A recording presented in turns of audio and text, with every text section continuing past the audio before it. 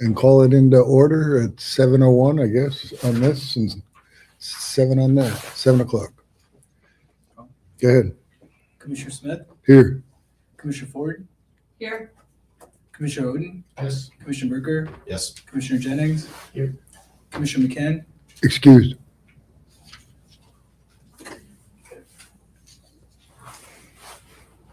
We have a quorum. So any motion to approve?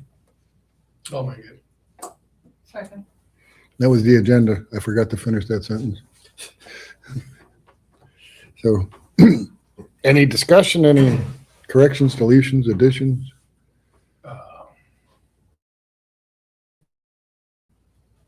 Reports up. As soon as we close the approval of the agenda, we can do that. Isn't that part of- Oh, yeah, right. Oh, move the staff reports up. Yeah, let's move the staff reports up. Let's add that to it. You got it. Sorry. I'd second the motion to move the staff reports up. Okay, perfect. Just before the training, so that Johnny doesn't have to sit through the boring training. Perfect. Yes. Okay. Take a roll call. Commissioner Jennings? Yes. Commissioner Berger? Yes. Commissioner Oden? Yes. Commissioner Ford? Yes. And Commissioner Smith? Yes. All right, moving right along. We have a motion to approve the minutes for the April 21st, 2026 meeting that we recently had. I'll make motion. I'll second. Good, good move. Going across. You got that, Wally? Mhm. So then, no comments, anything? Good to me. Call the roll. Commissioner Smith? Yes. Commissioner Ford? Yes. Commissioner Oden? Yes. Commissioner Berger? Yes. And Commissioner Jennings? Yes. Historic Preservation Commission activities, I'm gonna move right along since there's nothing under that. Communications, do we have any? Nothing recent? Just the Kiewit letter, No letters, nothing like that? but that's part of. That's unfinished business. Yeah. Any citizens' comments? We have lots of citizens. Johnny could be both citizen and building inspector. No. Any unfinished business? Under unfinished business, we have the April 30th response from Kiewit Construction. Letter regarding, we got it up on there? So I guess we can make a motion at this point, or we want to review first? Make a motion, discuss? Yeah, make a motion to discuss the April 30th, 2026 response letter from Kiewit. Second. Okay, cool. We already had a public comment, so what do you guys think? They laid it back out again, and you know, They had the us- map they provided as well. They kind of gave us all of it. I didn't see anything particular about leveling out that particular parking lot. Gotcha. Yeah, there's not a discussion there about that. Right. So at this point, though, we're not even able to go back to them and request that they do that, correct? So I mean, whether that they do it or not, doesn't really matter.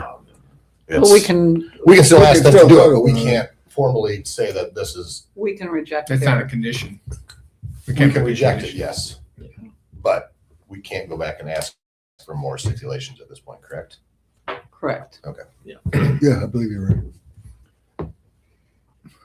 Yes, somebody, Daniel Peterson. Go ahead, Dan. Yes, I heard discussion about leveling out parking lot.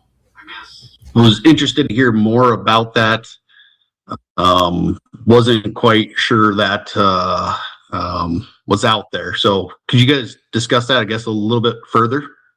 Sure, anybody want to talk about that so he can learn? Is there a way to pull that up on the screen? I don't know. Google or I don't know if we got, It's basically the very north end of Stedman, correct? Where no. it tees in right by the Foster Building there, or no? I think that was about it. It looked just like there's the Alaska Gold Company Road. I don't know where to look. Alaska Gold Company Road, and then just on the west side of that, where it's near the Foster Building, is where during our last There you go. Thank you, Wally. hearing it was highlighted that that area is sloped off and could have just some, drainage issues perhaps? no, No. it was just unused, and it's a part that was pointed out in the last meeting of Oh, but being where it could be leveled slightly to provide a spot for parents to park that is off to the west of that intersection between Alaska Gold Road and I think what is the continuation of Stedman. Well, right, it's, and by the east side of the the existing parking lot, right next to the Richard Foster building, Yes. there's another, you'd be pretty much extending that parking lot further to the east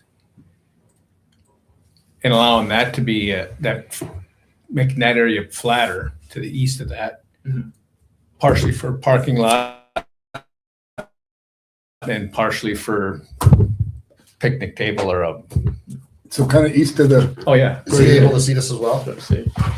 No. No. And more lights, because that's one of the concerns was the Safety, women's yep. safety at the library in the Foster building. Those Yeah. women came, it was important enough for them that they came and spoke. yes, they're So very it concerned. is, that is something And so that we share I their am concern. concerned about. Yep. Okay, you can see the screen now. See that little, the green area, Willow in the willows in are just to the east of the parking lot, existing parking lot. And that road's a deer trail, so we're gonna have 60 vehicles going up and down that twice a day, coming Deer and trail. going twice a day down that deer trail. And I mean, that's gonna, I mean, you've been down it, right, Oh, yeah. guys? Yeah. It's kind of fun in the wintertime when it's icy. Right, there's also, we haven't seen any plans going out the west side. There's plenty of Actually, stuff out the west side to go out too. I mean, 2 or 3 different routes. Uh-huh. there's not going to be any traffic there from October, from the end of October until April. Right, they added that in the letter, more details, which is nice to have. So it doesn't really impact kids sliding there. Right, so that It does alleviates, impact the bike trails though, because there is some incredible dirt bike trails that are right down in that area. and BMX trails where for the- the bicycles, yes. The BMX trails for the bikes, that's where the kids go to get On the that- sick air. On the top section there? Or No. off to the, you're talking off to the. Right here, To right, the east. right on the top Point out section. that To the east To of the the east and Gold toward the Road. Great You King. see, Yeah. you see the top section right here next to the parking lot, you can see the 2 Yeah. poles and the trails. They go nuts in there with their bicycles and then across Alaska Gold Road. So they're always crossing and the trail goes right across the Alaska Gold Road, right at the top of the hill for the bicycles. I mean, you can see it plain as day on here, to me.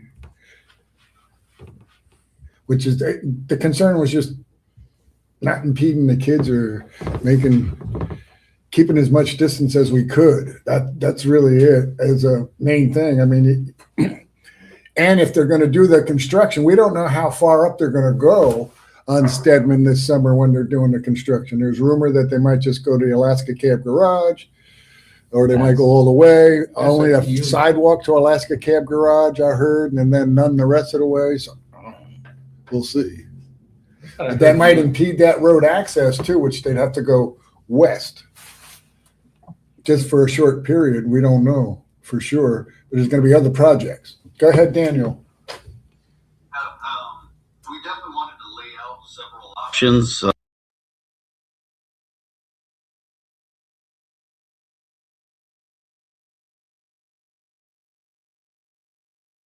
Ability.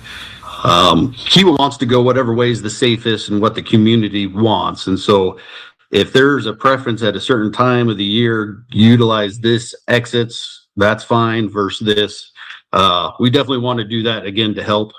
I think too, in regards to the safety, we talked much about lights and security cameras back towards the library there. So hopefully try to address that concern there.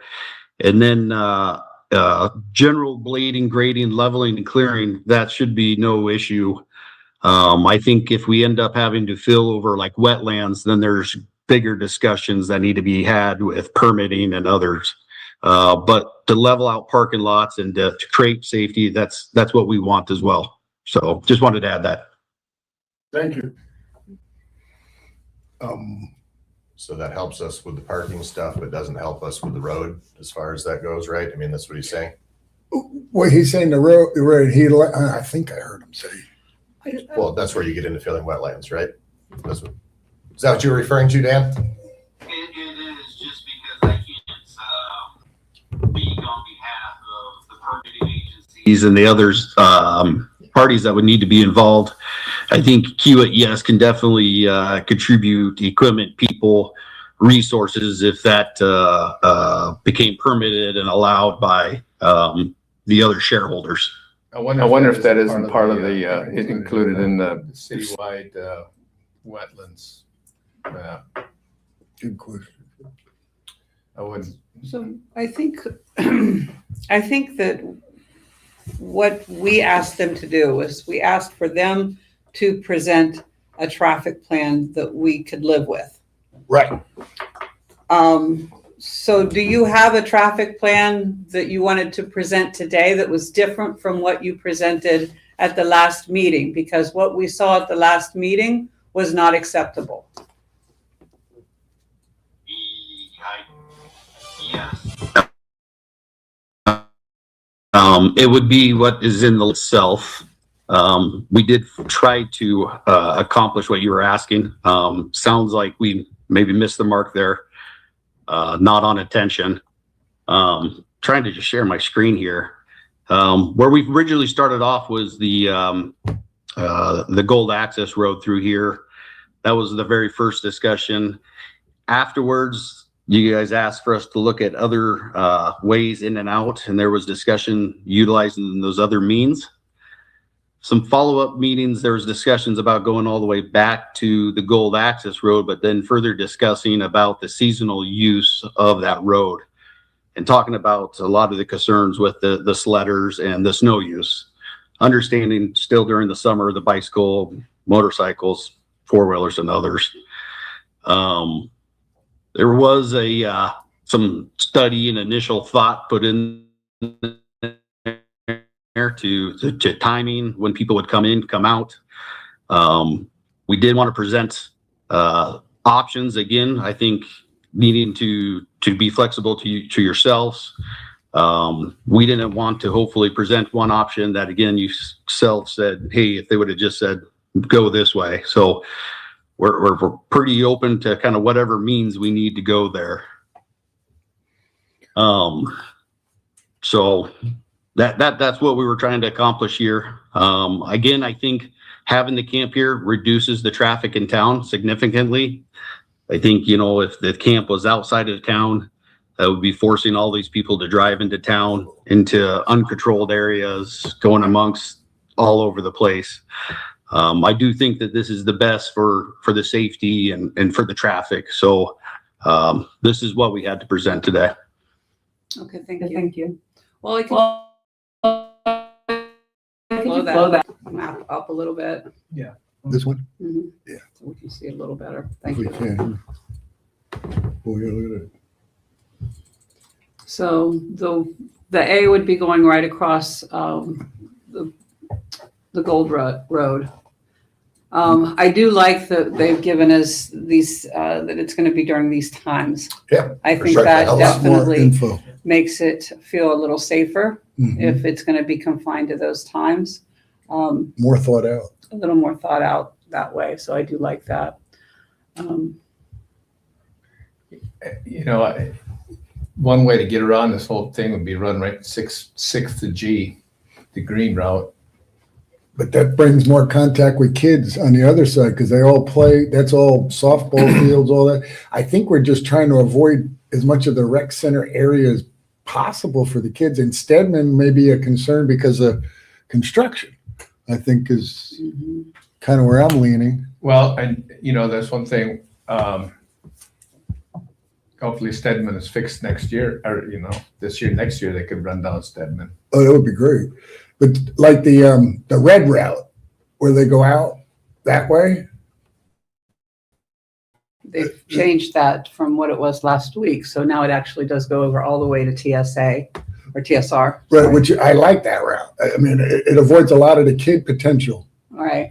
Um, But it's also going to make that corner a nightmare. I mean, let's face it. So I think leaving that as a secondary is great. I really don't like the green No, the green, I'd like to Green erase it if I had my choice. That but- would be my least Yeah, desired option. so, I mean, they also talked about dispersing and not having a set route that all the vehicles follow on every day if they were to split between. where's Well, Blue Route? What I are mean- they talking about Blue Route? I don't see that. I don't think they're gonna leave at it in an orderly fashion in a parade. I think that people are gonna leave different times and go whatever way the driver wants to go. I think in the end, It sounded perhaps, but if we have So it's- established routes, it'll help a lot. in the response letter that we got from them, it did outline that they would have their crews and then the approximation of That's true. vehicles and the time that they would go, and then the difference for the summertime, Yep. they'd be going in doubles. That's true, that's true. So they did sort of make it seem like it was going Very to coordinated. be a singular mass pilgrimage of a workforce and not a And just free for all. Free-for-all, I think yeah. they've done a really good job of sort of coming back with precisely what will be on our roads. shift change. Basically. Yeah, I would agree that, the green route is, the only thing about the green route that is a positive for me is that it gets them intersecting Greg Cruisecheck, not in a position that puts them at risk for different angles of not being able to see who's coming. Yeah, it's just a bad angle. But since they are doing predominantly summertime driving operations in mass, I'm not as concerned about people coming down a hill and it being icy and not being able to do the type of driving they need to do. So I'm thrilled to have seen their breakdown for wintertime versus summertime operations. That was really helpful to help conceptualize what's going to happen to our roads. I did see, somebody from the city, they were putting down thousands of pounds of gravel and then grading it right across from my house all day. My daughter got to watch that. But that road became super soggy just over the course of 48 hours and super sloggy. Yeah. And so, if they have access to their own equipment, their own blades, things like that, and it sounds like they're already willing and prepared to communicate with DOT.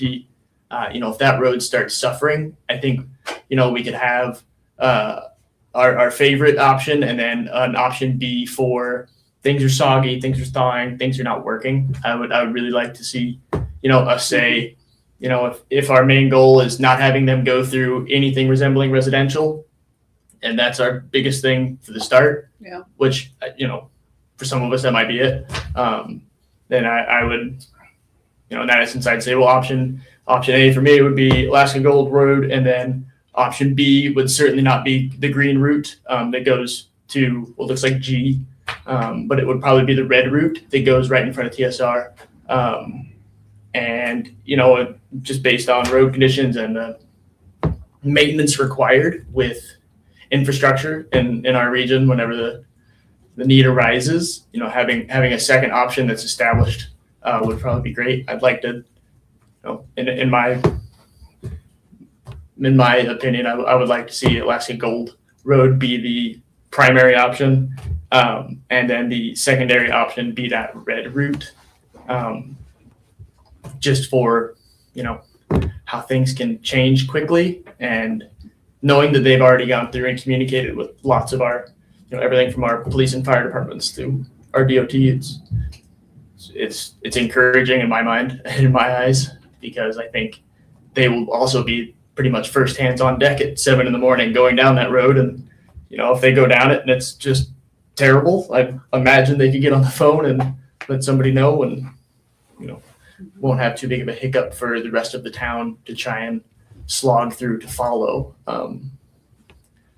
But yeah, I mean, I appreciated seeing all the updates on a more precise insight into what it will look like whenever they have a shift change, whenever they have people coming into town and going out, and that they're going to be predominantly summertime operations for heavier road use.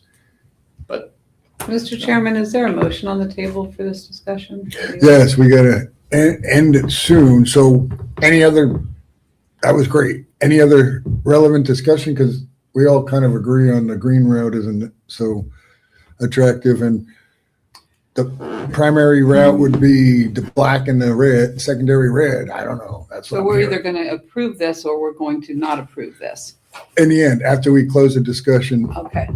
So I would like to point out that at 7 p.m., softball's going Okay, on that softball field. So I don't think the Green Road is an appropriate place for evening. Morning, I don't care, but in the evening, I don't think it's right. appropriate. It's a very used area. Okay. So maybe we should ask them to remove the green route? Is that a thing we can do? Daniel, if you're still there? Danny? Oh, not Daniel, the other guy. We lost the other guy. Daniel Peterson? Hopefully. Yes, yes. Yeah, we could remove the green route. I think the letter and approving it by itself gives you the ability to accept it and choose which routes. And so I think yourselves can choose not to do the green route. So I don't know, Grimmer, if I necessarily need to resubmit something, but definitely can do that right away. But again, Kiwa wanted to present that option. And then two, when we talked about bifurcating traffic, I think even timing wise, maybe in the mornings, there's a primary route that's different than in the evenings. So just wanted to throw that out to the team. Seeing what conditions might be. Yeah, and I don't see the Green Road as being dangerous in the summertime, in the morning. But I Right. do think that in the evening, it would be a hazard to have high A lot. traffic going Mhm. right there. Okay, That's sounds good. Any other discussion before we close the discussion and make a motion to approve or not approve with conditions or without? Or recommendations, I guess? Well, just that we're gonna ask them to remove the green, approve it with black being the primary, red being the secondary. Uh-huh. Yeah, I'm good with that. Everybody good with that? Again, I think that in the morning, I don't Green is think that good. there's a problem with using that green one. So, But I do think that in the evening, it is a problem. So I don't know if we can delineate it that way, but we could put, because That in they've there. got 60 vehicles. Yeah. It's going to be a lot of vehicles. So they do, I mean, it would be, It'd be a much cleaner access onto the road in the morning. well, to have on another G option, Street. Yeah. you know, just because if you're going to try to run all 60 vehicles down one chute, Right. that's going to be frustrating for them, Oh, yeah, you know. for sure. yeah, So I'd like to see it left open for the morning, but in the evenings, only use the black and the red. That would be something like mine. that. Yeah, that's a good comment. Or the green route, no use in the evening or something like that, Yeah. to keep it simple. Go ahead. Just so I can understand, you would you'd advocate for the green route as a morning shift route. Okay. Yeah. Gotcha. No Yeah. use in the evening or And something. then when they had, in the letter, it looked like when they had double shifts, they'd have people returning in the morning as well. Would that be okay with you in that morning shift on that green route too? Okay, Sure. awesome. I think the challenge is in the evening because that's when the kids are going to be out and about. So in the evening, then it's gonna be the black route The black route and, Or red. or red, Yeah. secondary. Yeah. Okay. Okay. Joe, are we going to ask them to bring it back to us rewritten or we how can do ask, we do we can this? ask them to submit it to the city clerk. And as long as the city clerk's okay with it, they can report back to us. We'll just leave it at that, I believe. And he's shaking his head, yes. So we don't have to make them bring it back in front of us. They can do this a lot quicker, like tomorrow or the next day, as long as the city clerk says it's okay, type of scenario. When I was reading our packet, it was my understanding that these are our options to select from. I was under the impression that we could say the green route would be a morning route, for example. Great. Red and black could be black, and we could. It was my impression we could make that as Yeah, a we're motion gonna. tonight. That's what we're gonna do. That's what we're gonna okay. do. We're trying to help Okay. there. All right. I was like, what do you mean? Yeah, okay. So we're gonna put together a motion before we close the discussion that basically says everything looks good except for on the green route, we would like no nighttime use of some form of saying that. And that they could resubmit the plan to the city clerk's office, and as long as the city clerk approves, it's good to go. And it doesn't have to come back in front of us. If the city clerk does not approve, then it has to come back in front of us. So I would like to make a motion that we approve the use of option A. We approve the use of option B. We approve the use of option C and D between the hours of, Say before 8 a.m. between the hours of 2 a.m. and 8 a.m. Sure. And it's school's at 8.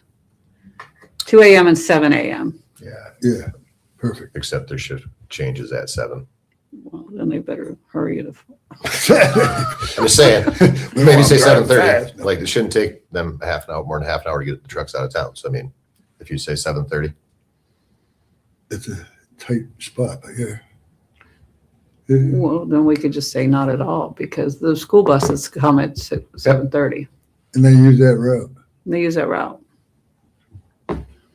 then we should take green off altogether, right? No, I mean, when are they going to be able? I mean, it There's is no- summertime use only, right, in the summertime, and but we got the softball and the rec center usage, but the wintertime is the buses. They're not gonna be there that much in the winter, but they still will be some, first couple of winters. While school's in session, they cannot use the green route. Okay. Okay. And or at night. Does that work? Yeah. Or I like between making a note. 2 a.m. to 8 a.m. then Between because it's 2 not a.m. school hours and 2 a.m. Yeah. to 8 a.m. And no When use school is not in session. when school is not in session, no use during school in session. Okay, do we have that? Have that down the way we Well, want Wally's it? got it. Yep. Okay, so Wally's that's got my it. motion. That is my motion. Option A is approved, option B is approved, option C and D are to be used when there's no school between the hours of 2 and 8. Yeah. Whew, okay, I got it clear now in my Well, always head. got it clear, right? I'll second that. We got a second. All right, call the roll. Commissioner Jennings, Yes. Commissioner Burker, Yes. Commissioner Oden, Yes. Commissioner Ford, Yes. Commissioner Smith. Yes. Cool. Any questions, Daniel Peterson? Oh, I appreciate it very much. Thank you. Again, we're continue to do whatever, helps the safety of the community. And if further recommendations, definitely please bring them to us. So thank you again for your guys' help through this process, and we appreciate it. Thank you for working with us through the process.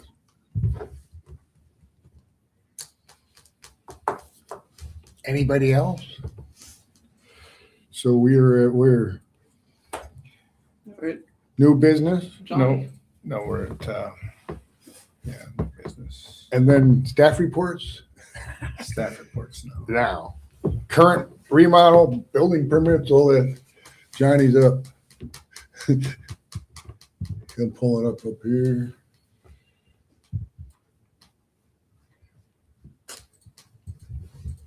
Wow, look at that.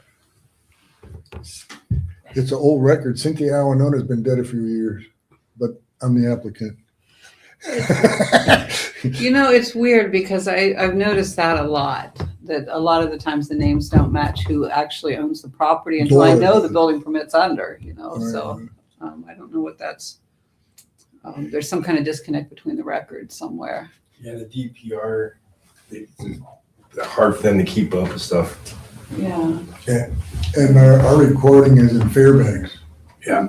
so we're dependent on them sometimes too, and in the process, things get diluted. Johnny, are you seeing an uptick in building permits? Yes, ma'am. The last, I would say, month, last 2-3 weeks, things are starting to really boom. New buildings are going up for NEC.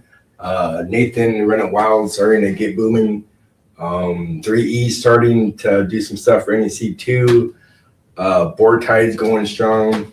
The Housing Authority is going to have another house going on. Their Ruby North Icy View subdivision. They're going to get a plumbing project going on also. They're probably going to do, they're unsure if they're going to do a septic or a lift station in that area. So that's going to be going on. Yeah, there's a lot going on. This is the season. Things are getting super busy. I'm trying to keep up with everything. Yeah, but it's been going well, going pretty well. There was talk about getting you another person. Yes, ma'am, there was, and because our budget was so tight and needed priorities here and there, it got cut. So City council could. yes, but I'm gonna manage, and every day I'm educating myself more and more, and I'm getting more confident and comfortable with codes and the ordinance and stuff. And so I'm getting the hang of everything. So I think I'm gonna be okay for the time being, and I'll manage. What are people moving in over in Iceview and North Iceview? They don't even have they just confirmed their plumbing project. So there's no plumbing system there. They just have stub outs on the bottom of the buildings and the floors and stuff. So there was 2 triplexes from that Nana did, the blue ones, and then there was the red ones, and those are all SIP houses. So this summer will be their plumbing project. So I would say early winter, maybe late fall, possibly. You might see people moving in there. The Solomon houses on East 6th Avenue and the King Island houses, people started moving in there just recently on those modules. I think there were 7 total, and as of right now, I think 2 of them are occupied. Nice. Yeah. So all of them have the COs except 1. So people are slowly moving into those also. And then 3E's building 2 new houses on that subdivision that NEC did behind the Housing Authority's office. 3E will be building 2 more houses. In between the ones that Nathan did? Yes, sir. The farthest east lot, I think it was lot 4 and 5, the farthest east, right before that little street right there. It's kind of like an alley in between. Yes, sir. Yeah. So those are going to be starting here soon also. Same houses, so to speak? Same exact footprint, same exact houses, yes. Same materials, just got to put them up. Same everything, yes. Gotcha. Yes. And then what's Bortide doing? Bortide, they were involved with the Solomon and the Keaton Island project on East 6th Avenue. Now they're actually working for Queric. So they've been doing a lot of office stuff in the Queric's office. They're also working on 5th Avenue on their old Alaska housing houses right there that Queric owns. They're moving, Mike Maloney's house is kind of in a sinkhole right there on 5th Avenue.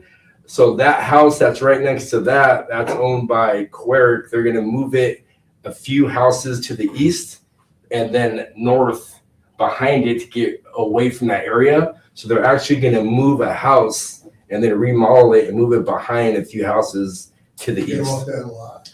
Yes. Wow. So that's going on. Fill Michael's lot. Why don't they just fill it?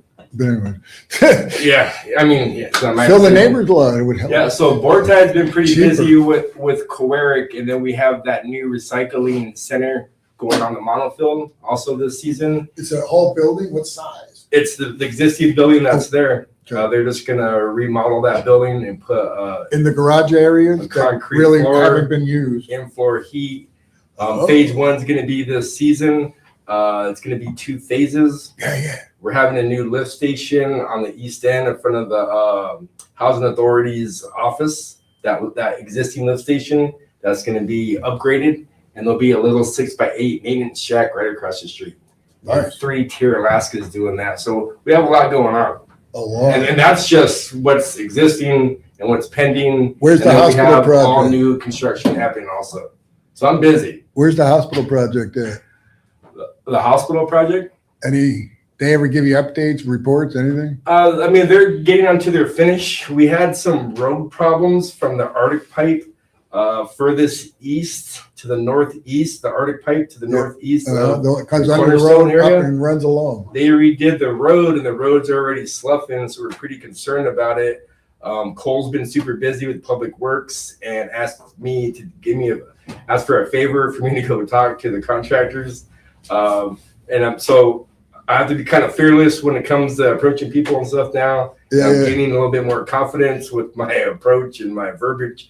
So I did. It's challenging. Yes, I confronted the contractors, the superintendents there, and they're going to get back to me, and hopefully they're going to fix that road. It's already sloughing out, and with the Hewitt traffic also, I'm a little concerned about that. So I'm going to be contacting them in the next week or so to confirm that they are going to do something before all that traffic starts. Yeah, ounce of prevention. Woof. Yeah, because it was because of them digging up that road, and when they put it back together, I feel there was a compaction negligence. Some people get a little in a hurry when they're compacting dirt, and you got to do it in little stages. And sometimes people get in a rush, and that's when stuff sloughs out. That's what I'm seeing there. So I took the superintendent there. We got on our hands and knees and actually looked at the road if I could show him the bow in it. So he confirmed it. So I'm hoping that Cornerstone fixes that and complies with us. So that's something else that will be going on. Yeah, they did it fast. They did a little too fast. Yeah. Speed kills. That's exactly what I thought when they did it. Yeah. So things are going well though. We're super busy. I'm starting to get the handle of everything, gaining some confidence. So pretty excited for the summer. It's a lot. It is. Appreciate all work, Jay. Yeah, keep that. We appreciate it. All work, man. Yeah. Thank you guys. Sure. Thank you. Thanks. So, anything else for Johnny? I mean, great report. Anything we can do to support you, you let us know for sure. Communication.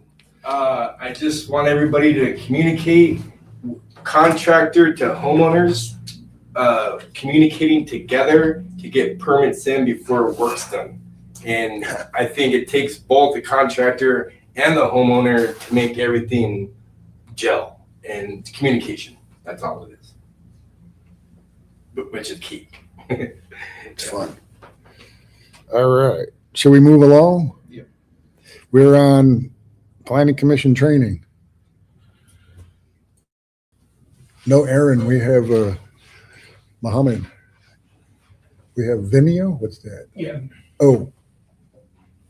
Nobody. That's right. No Aaron. We're just going to play it in-house.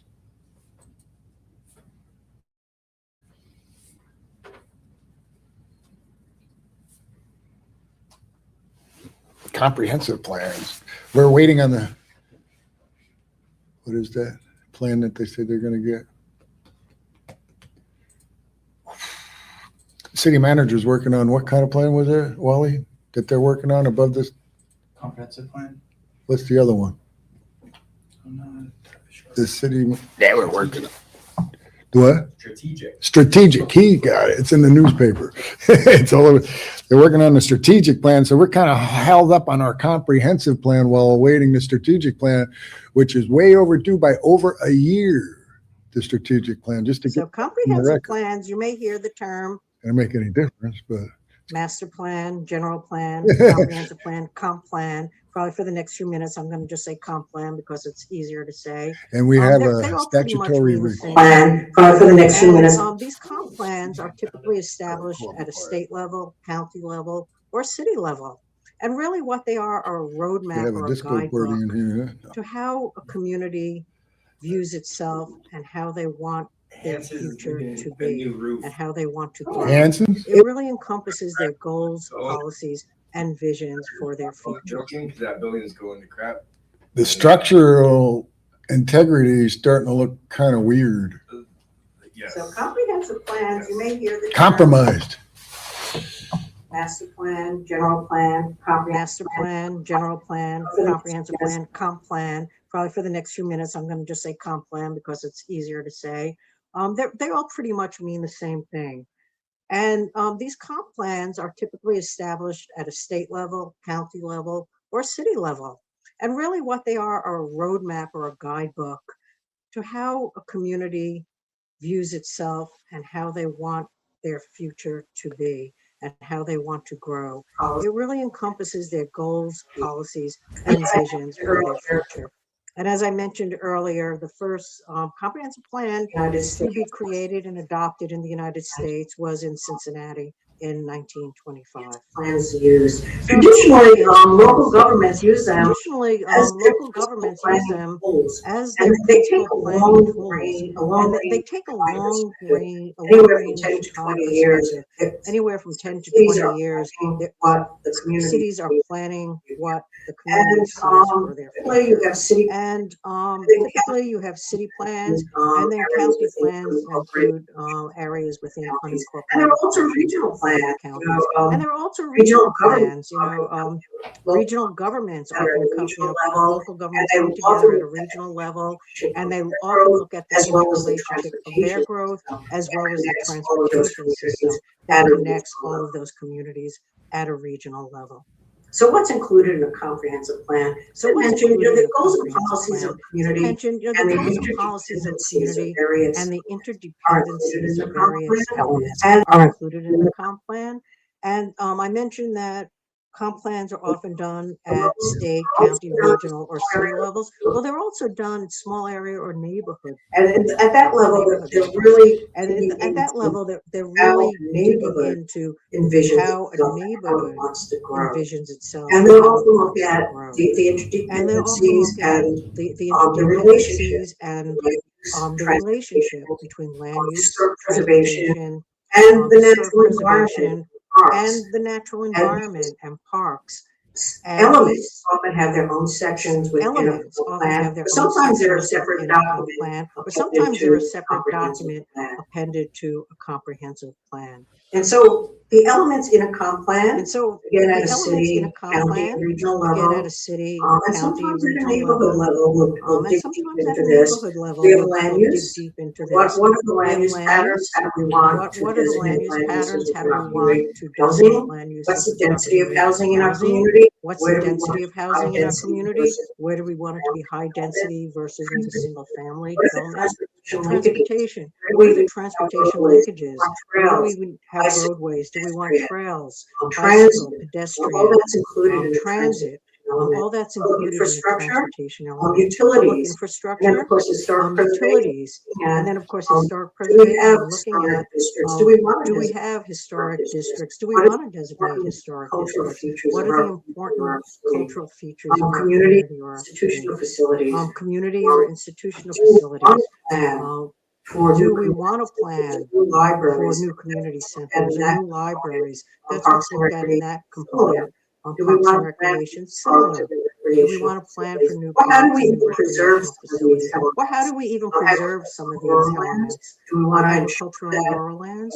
Do we want to ensure development that doesn't encroach on the agricultural development rural doesn't lands encroach on the that we have agricultural and rural lands that we and actually critical have today areas in and our hazards? community? That And then often critical includes things areas and looking at hazards. wetlands That and often slopes includes and things looking at topography, wetlands and slopes and natural topography, features and wildlife. So all of these natural elements come features and together. wildlife. So all of these elements come So together. why am I telling you all this? Why is this important So to why you? am I telling you all this? Why is this important? Well, to your you role as as a planning commissioner is really Well, going your to be role as a making some commissioner land is use really going decisions to be within making some land use decisions within the context of and the comprehensive often plan. you will be And required often and you asked will to be update the required and comprehensive asked plan to or review update the proposed comprehensive updates to plan the or comprehensive review plan. proposed updates to Usually the it's on an comprehensive annual plan. basis, but there are Usually also, it's on an depending on the annual community, basis, but it there could are be also, other depending on the timeframes. community, it could And be other then you will timeframes. also be And then asked you to will advise also be local officials asked as to well as state advise local council officials on as the well as community city goals set council forth in the on plan the community or in goals the set update forth of in the the plan comprehensive. or in the update of the comprehensive plan.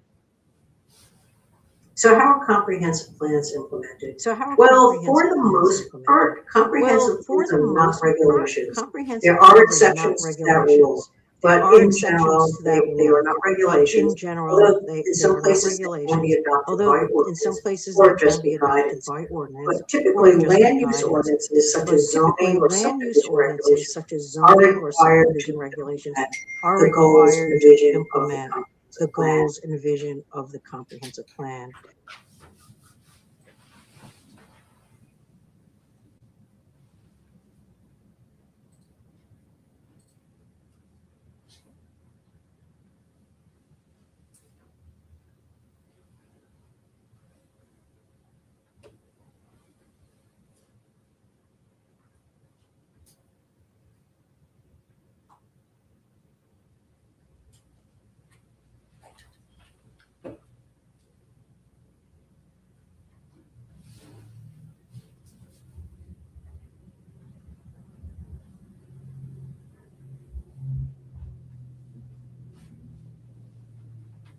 So we're going to talk about planning and the planning various and the various ordinances ordinances with planning, of zoning and subdivision subdivision regulations. regulations. Zoning and subdivision regulations are considered implementation tools of the comprehensive plan.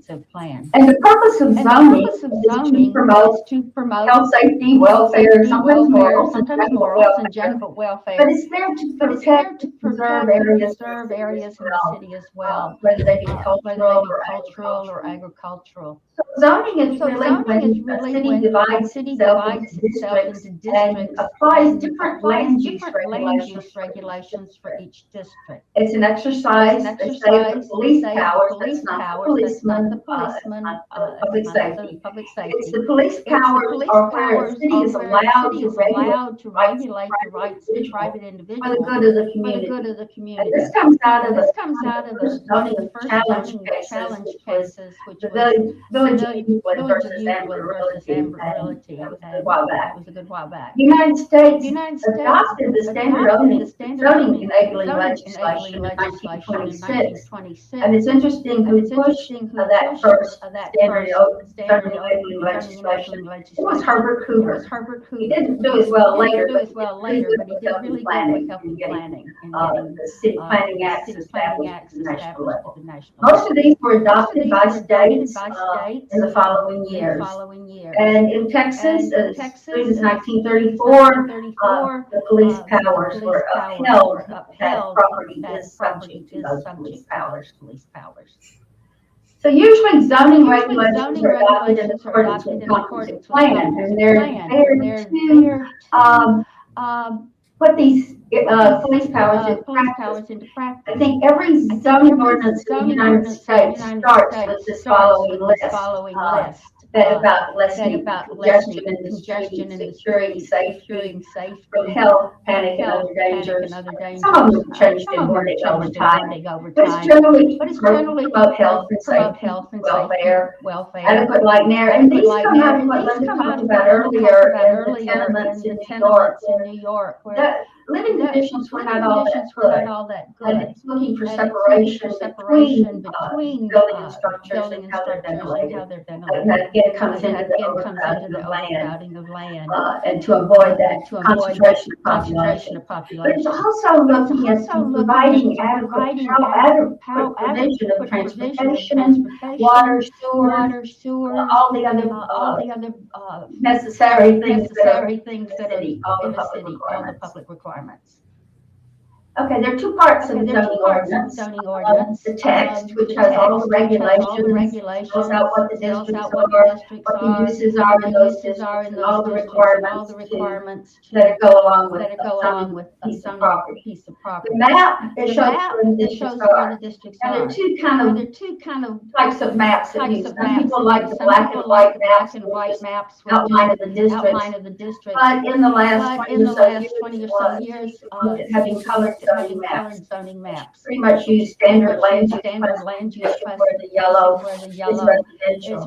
These are not to be confused with the city's land use map. So they're different. They're different but the same. But I prefer the black and white maps. It's a little clearer for me. But fit to each city.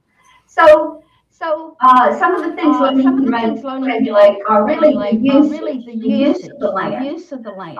After that, it looks to look at the height, number of stories, size of the building, how much of a lot can be covered, the size of yards, or setbacks, or open space. And also in zoning, by the size of the lot, or by the designation, whether it's a single family or multifamily, can look at how dense an area can be. So you're looking at the location and use of the buildings, whether they're for residential or for business, industrial, but you are able to separate them out so that they don't compete with each other a negative impact on others. So a city divides itself into districts. I just said there are different kinds of districts. Generally, they start with residential districts and graduate in intensity single family to multifamily, different levels of multifamily into neighborhood, commercial, intense community commercial, getting into industrial uses, public uses, which are schools, institutional uses, and even zoning for vacant land. But one thing that has to be done, every time you have a zoning district, say single family, you have that district, other places in the city, the same regulations, same uses have to be met. You don't zone just for specific tract in general zoning. So what's the planning commission going to do? Well, basically, the planning and zoning commission is the recommending body to the city council has final approval of all regulations and ordinances. Considerations for looking at zoning include basically I'm going to add to this what are the effects of the zoning actually on the site, what's going to happen in the neighborhood, how does it impact traffic, are they going to do bad things to the environment, we would rather have trees and plants sometimes versus but is there going to be adequate utilities, rules going to be able to handle in their development? The proposed regulation has to allow the property owner a reasonable use of this property. But that doesn't mean everything wants, but really needs to follow the rules. The zoning regulations provide a list of requirements that a property owner has to go through. So when you're gonna whether it's from scratch or rezoning, the zoning process before the planning commission ever sees it begins with a pre-application meeting with staff and the filing of the application. The staff will analyze the request, zoning request at that for conformance with the zoning ordinance of the city. They will then continues to go forward. There'll be public notices of the meeting. These public notices can be in the newspaper. They can be online on the website. They can be actually on Facebook. But they also have to be posted at City Hall, where people can see it from the street. The Planning and Zoning Commission, the first one, they'll hold a public hearing on zoning, and where the applicant comes and tells the planning commission and the public what they're proposing to do and how it complies with the regulations. They will look at all the things they want to do. There'll also be presentations by staff saying whether the application meets or doesn't meet the requirements of the zoning ordinance. There's also the opportunity for people to support the challenge in zoning to come and talk. And there's also opportunity for opposition or neighbors who don't like what's being proposed. The motion to recommend the zoning to the city council is followed by a discussion and deliberation. And then there is a vote to recommend approval or denial of the zoning request. The same thing happens at council where there's a notice of public hearing and a public hearing at the city council. After that, the council can either take planning and zoning commission's advice and approve the ordinance or deny it. It's up to them. They're the official body there.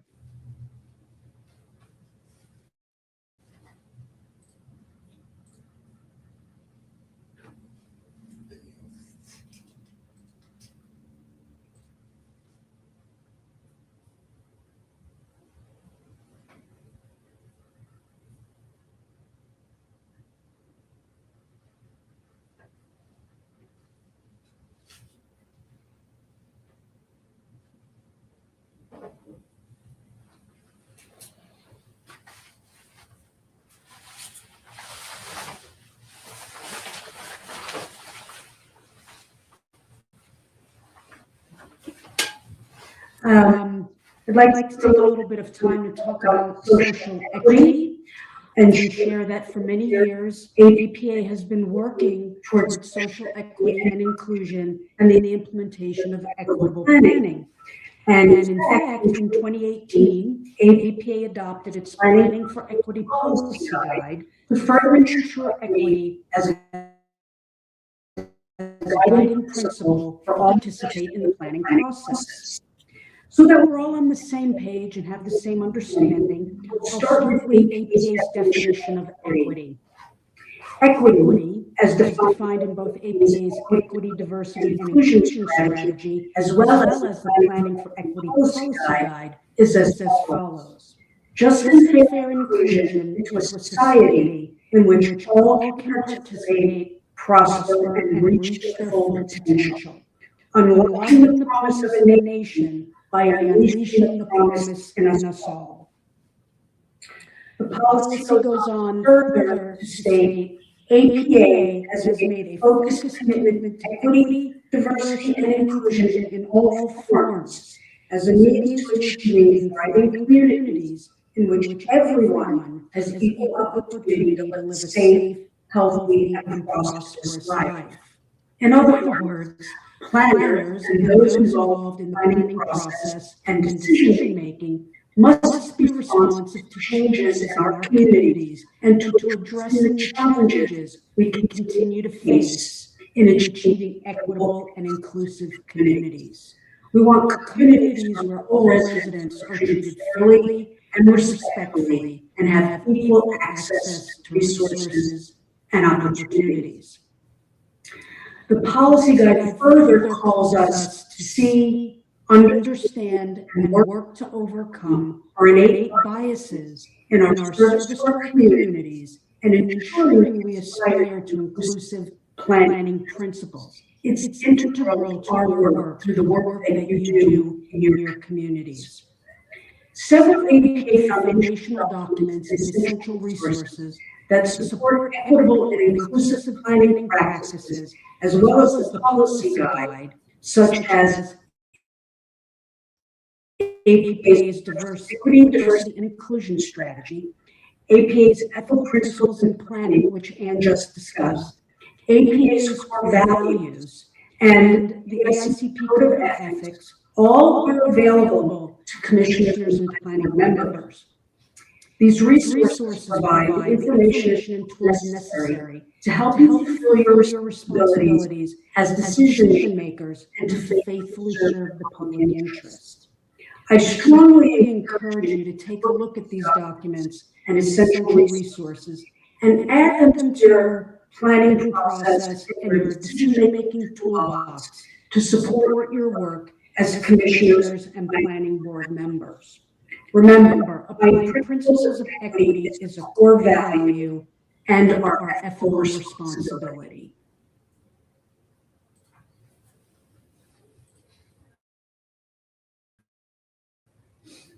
That's not the last one. Kids next door. It's too sunny to be inside. That's right. Even though it's cold still.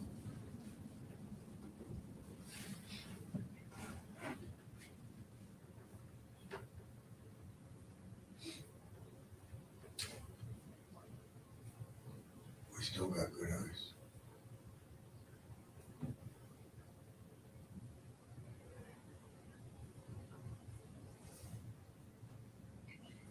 Well, I certainly want you to be ethical commissioners, and there's some guidelines for being ethical commissioners.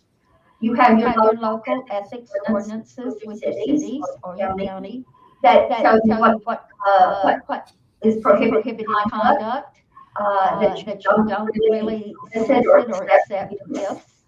You don't want to misuse your position. You don't want to go and say, I'm the planning commission for so-and-so, and I need this very special information. That's using your position.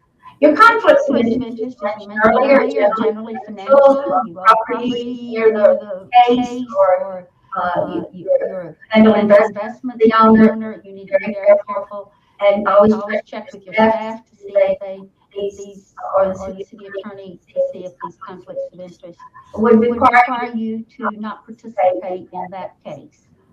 Ex parte communications are those that are held outside of the meeting. All your conversations really as a planning and zoning commissioner should be in your regular meeting. Don't have serial meetings. Those are generally attended by less than a quorum. Don't discuss planning and zoning cases in private. You really shouldn't meet with other planning commissioners and discuss it because you want everybody to hear the same thing at the same time in a public meeting. And if you do have a conflict of interest, there are usually forms provided by the city. It doesn't have to be very detailed. Just say that you have a conflict of interest, financial, or your son owns the property next door, or something like that. You shouldn't be participating in the meeting. Now, American Planning Association provides ethical principles in planning, and very detailed. This was developed in the late 1980s as part of just general ethics for planning because it was a follow-up from public requests or people who were not going to be AICP, American Institute of Certified Planners planning. So this was developed and it correlates with what your responsibilities are. So the first part of this ethical principles in planning is to serve the public interest. And you need to recognize that everybody has the right to participate. Even that guy that comes every week, and you get really tired of hearing him, still has the right to come and talk. But you have within a meeting organization, you should have a way to hear the public. You want to give clear, full, and accurate information. That's why one reason to keep everything in the meetings. When you meet somebody in the grocery store, you really should give them the process and encourage them to come to the meeting. Not try to tell them how you're going to vote or make them try to think you know that you're going to vote the way they want you to. It's really important to have these meetings where everybody has the opportunity to come. Sometimes meetings are held when people are at work and they can't be there. Sometimes it means moving your meeting time so that more people can be involved.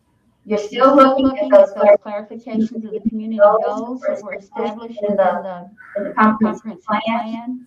But you want to ensure all the information available to you is available to the public. If somebody's asking you for that information, give them the process and you can refer them to staff if there's additional information. You want to protect the integrity of the natural environment. Sometimes somebody wants to cut down all the trees. You want to be sure that these things are taken into consideration as well as historic properties that may be threatened by new development. But it's really important that you look at the interrelatedness of the decisions. You make a decision on this piece of property, or you recommend a decision on this piece of property. You need to look at what the long-term consequences are. What's going to happen later if you make this present action or make this present recommendation? So with part B, this has been around for a while. You want to that your independent judgment. You don't go along with everybody. It's all right to not have unanimous recommendation. You have to disclose any personal interest you have. That's the conflicts of interest. You want to be sure you're not having a conflict of interest. You can define that personal interest broadly, but you don't participate in a matter which you have that personal interest, and you really should leave room where the meeting's held while that case of that matter is being discussed. Do not accept this or favor or offer any. Don't promise anybody will vote the way they would like to vote. And you need to not be an advisor on any plan which you previously participated as an advocate. Sometimes you can be a neighborhood planner. You need to be careful that you still participate in any decisions for that neighborhood as the committee as a whole. So it's okay to sometimes serve as that advocate, to ensure it's legal, and I would discuss that with staff.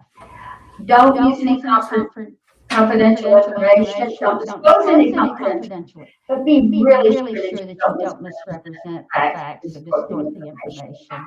And it's really important that you not not participate actively unless you're really prepared, unless you've read the material and asked the questions.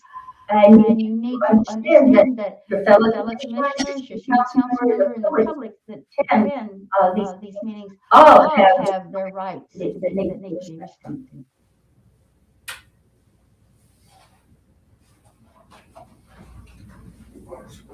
That's it. Yeah. We are on commissioners' comments. You want to call it out, Wally? Commissioner Ford? We all hate being first. I'm going to say thank you so much for helping us with this meeting, Wally.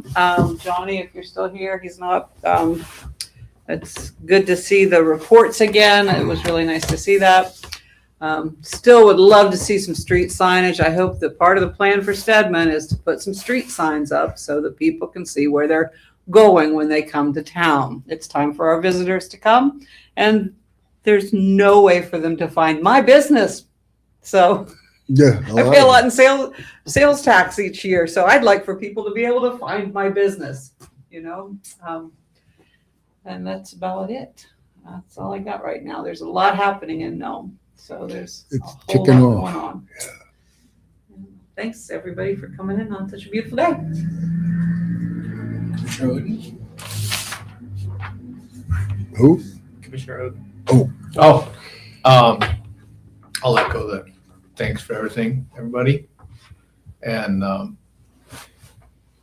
there are like buildings, I think we should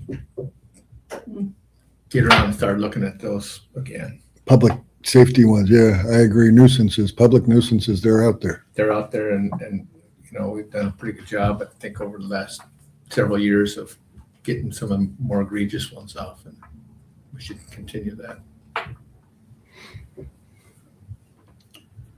Commissioner Berker? Thanks for the training again tonight. Thanks for the work Johnny's putting in too. It's got to be difficult to deal with the volume that he's got going on, and on top of that, trying to get everybody on board with pulling permits when they want to. Commissioner Smith? I echo all the comments. It's been really good. I'm glad to see this coming together. Thanks, Wally. Thanks, his name is Brad. He's behind the scenes pushing these things together too. It's great to see Johnny really stepping in there and getting through some of the tougher challenges of adjusting to that job, because I've had it. And he's coming through it nicely. It's great to see.